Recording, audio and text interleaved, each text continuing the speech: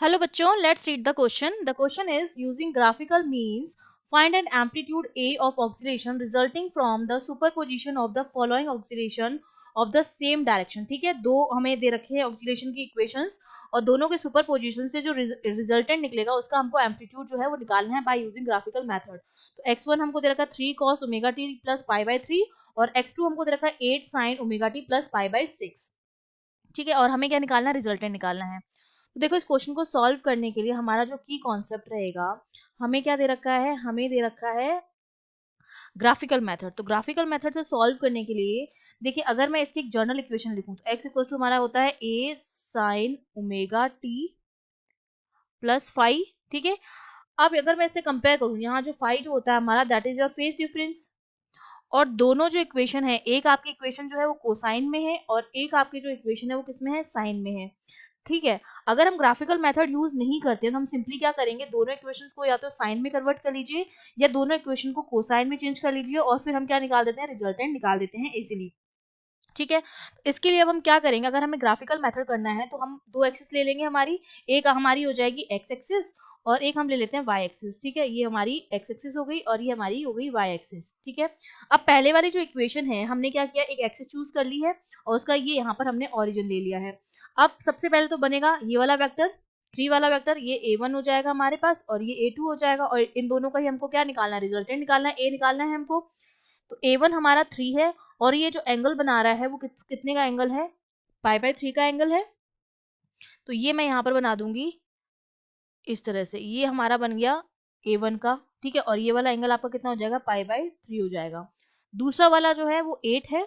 दूसरा वेक्टर हम बनाएंगे जो जिसका मैग्नीट्यूड जो है 8 है और वो इंक्लाइन के साथ एंगल जो बनाएगा, टोटल एंगल जो है वो पाई बाय 6 है. तो इसका मतलब जो एंगल बनेगा इंक्लाइनेशन के साथ वो हमारा कितना बनेगा, माइनस का पाई बाय 3 बनेगा. क्योंकि हमारे पास क्या है, हम जानते हैं कि जो मेरा sine omega T plus pi by 6 जो होता है that is equals to cos omega T minus pi by 3. दोनों को हमें क्या करना पड़ेगा, मैंने अभी बोला या तो दोनों को साइन में कन्वर्ट कर लीजिए या दोनों को कोसाइन में कन्वर्ट कर लीजिए. इसका मैंने कॉस का एंगल माना है पाई बाय 3, तो इसको हम क्या करेंगे, साइन में कन्वर्ट कर लेंगे तो वो हमारा कितना बन जाएगा, cos omega T minus pi by 3. तो ये जो एंगल बनेगा वो माइनस पाई बाय 3 पे बनेगा, ये हमारा हो जाएगा A2.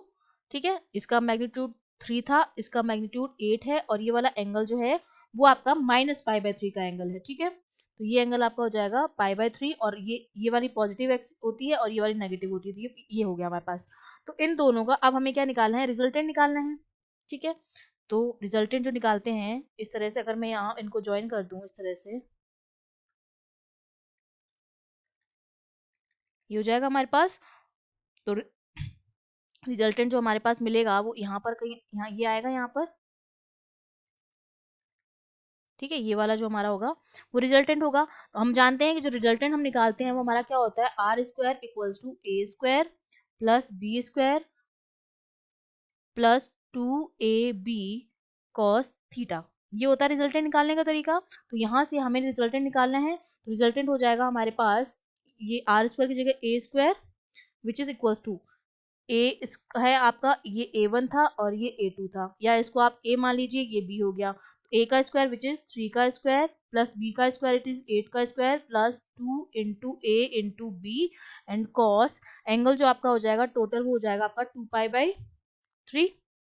इसको सॉल्व करेंगे तो वैल्यू आ जाएगी 9 प्लस 64 माइनस 48, क्योंकि 2 पाई बाई 3 की जो वैल्यू हो जाएगी माइनस हाफ हो जाएगी, माइनस 48 इंटू हाफ. ठीक है, ये इसकी जो वैल्यू होती है वो क्या होती है, माइनस हाफ होती है. इसको जब सॉल्व करेंगे तो आ जाएगा हमारे पास 73 माइनस 24 विच इज 49.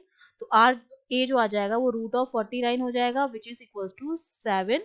ये हमारे पास क्या आ गया, एम्पलीट्यूड आ गया. यहाँ पर आप यूनिट्स लिख सकते हैं. और दूसरा तरीका, अगर ग्राफिकल मेथड ना करना हो, डायरेक्ट रिजल्टेंट निकालना हो, ठीक है, ये तो हमारा ग्राफिकल मेथड से हमको बोला गया था करने के लिए, वैसे हमने कर लिया है.